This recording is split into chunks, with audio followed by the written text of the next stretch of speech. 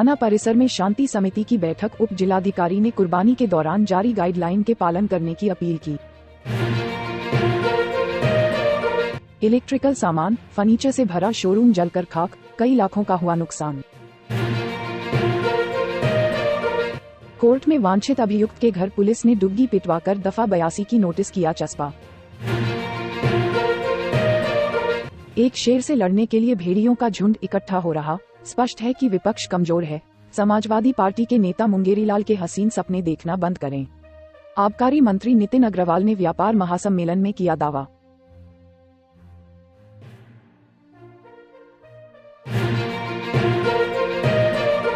आजमगढ़ जनपद के नगर पालिका परिषद बिलरियागंज थाना प्रांगण में रविवार की शाम बकरीद के उपलक्ष्य में शांति कमेटी की बैठक का आयोजन किया गया।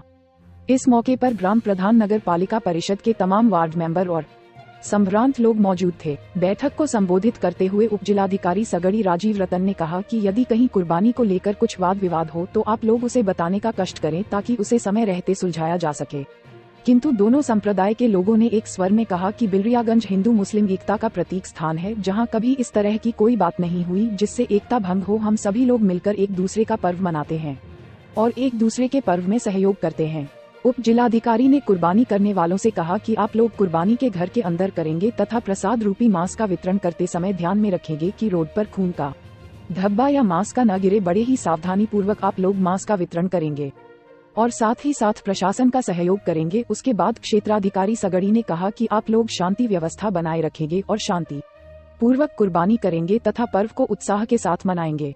अगर कहीं से किसी अप्रिय घटना की सूचना मिलती है या संभावना हो तो आप तुरंत पुलिस प्रशासन को सूचित करेंगे। कोई भी कदम बढ़ाते समय ये ध्यान रहे कि कानून हाथ में नहीं लेंगे। इसलिए आप लोग इस तरह से पर्व को मनाएं और एक दूसरे का सहयोग करें कि कानून व्यवस्था भंग न हो और प्रशासन भी पूरी तरह से आपका सहयोग करता रहे। उन्होंने कहा कि ईद उल अजहा के पर्व पर हमारे पुलिस के जवान गांव गलियों और सड़कों में भ्रमण करेंगे। किसी को कोई भी दुर्व्यवस्था महसूस होती है तो हमारे पुलिस के जवानों को सूचित करेंगे, जिससे हम लोग उसका समाधान निकाल सकें और शांति व्यवस्था बनाए रखें। इस मौके पर थानाध्यक्ष बिलरियागंज ब्रह्मदिन पांडे ने आगंतुकों का आभार प्रकट करते हुए सबसे शांति व्यवस्था बनाए रखने की अपील किया।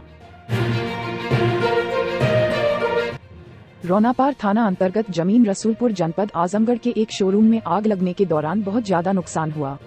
जानकारी के अनुसार फरहान फर्नीचर्स रसूलपुर में एक फर्नीचर का बहुत भव्य शोरूम था, जिसमें शादी विवाह से संबंधित दहेज का सारा सामान जैसे गोदरेज की अलमारी, बेड, सोफा, सिंगारदान, fridge, cooler, washing machine, foam के गद्दे, पंखे आदि सामान बड़े पैमाने पर रखा हुआ था। शोरूम के मैनेजर अहमद आलम द्वारा बताया गया कि रात में लगभग 12:10 पर आग लगने की जानकारी हुई। जब धुआं खिड़की और शटर से निकलने लगा तो अगल बगल के लोगों द्वारा हम सब को जानकारी मिली। हम लोग मौके पर पहुंचे, तब तक आग ने बहुत भयंकर रूप पकड़ लिया था।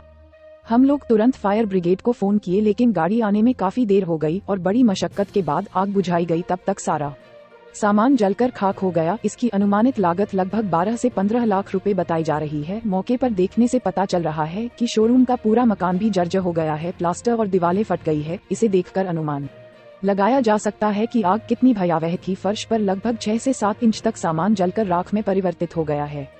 अहमद आलम ने बताया कि हमारी शासन प्रशासन से यही गुहार है कि फायर ब्रिगेड कहीं अगर रोनापार थाने के नजदीक रहता तो शायद आग पर काबू पा लिया होता। वहां की भयावह स्थिति देखकर सबके कलेजे फट जा रहे हैं। आग किन कारणों से लगी इसकी जानकारी नहीं हो पा रही है।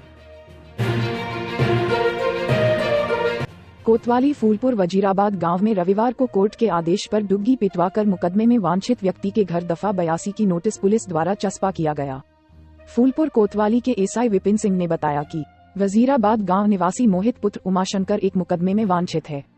कोर्ट के आदेश पर डुग्गी पिटवाकर अभियुक्त के घर पर 82 की नोटिस चस्पा किया गया। इस दौरान गांव में डुग्गी के बजते ही गांव में हड़कंप मच गया। दफा 82 की नोटिस के चस्पा की कार्रवाई को देखने के लिए लोग इकट्ठा हो गए। आजमगढ़ में राहुल नगर मड्या स्थित एक होटल के सभागार में उत्तर प्रदेश व्यापार संगठन के महासम्मेलन में पहुंचे प्रदेश के आबकारी राज्य स्वतंत्र प्रभार नितिन अग्रवाल ने केंद्र और राज्य सरकार के योजनाओं के साथ ही नीतियों को व्यापारियों के साथ साझा किया और दावा किया कि भारतीय जनता पार्टी ही व्यापारियों को आगे ले जाने का काम कर रही है। कहा कि इससे पहले जो समाजवादी पार्टी की सरकार थी वह माफियाओं की सरकार थी, लेकिन ये सरकार माफियाओं को मिट्टी में मिलाने का काम कर रही है। वहीं उन्होंने विपक्षी एकता पर ताना कसते हुए कहा कि एक शेर से लड़ने के लिए भेड़ियों का झुंड इकट्ठा हुआ है, लेकिन वह कुछ नहीं कर पाएगा। इससे एक स्पष्ट संदेश है कि विपक्ष कमजोर है और केवल प्रधानमंत्री को हटाने के लिए एकजुट हुआ है। इसलिए जनता 2024 के चुनाव में उसको स्पष्ट जवाब देगी। वहीं उन्होंने छोटे दुकानदारों, फुटपाथ व ठेला पर दुकान लगाने वालों को अतिक्रमण की जद में आने पर प्रशासन द्वारा हटाए जाने के मामले में कहा कि बिना स्थापित किए विस्थापन नहीं होगा। ये सरकार का स्पष्ट संदेश है। उन्होंने कहा कि जीएसटी के मामले में सरकार किसी भी व्यापारी का उत्पीड़न नहीं होने देगी और संबंधित विभागों को, प्रशासन को ये स्पष्ट संदेश भेज दिया गया है और यह सरकार की जिम्मेदारी है कि किसी का उत्पीड़न न हो। ये सरकार के प्रतिनिधि के तौर पर उन्होंने कहा है। आबकारी राज्य मंत्री ने कहा कि उत्तर प्रदेश में सभी 80 सीटों पर भारतीय जनता पार्टी जीतेगी। अखिलेश यादव के भी 80 के दावे पर उन्होंने कहा कि 5 सीट जीतना मुश्किल हो रहा है। 80 सीट जीतने का वह दावा कर रहे हैं।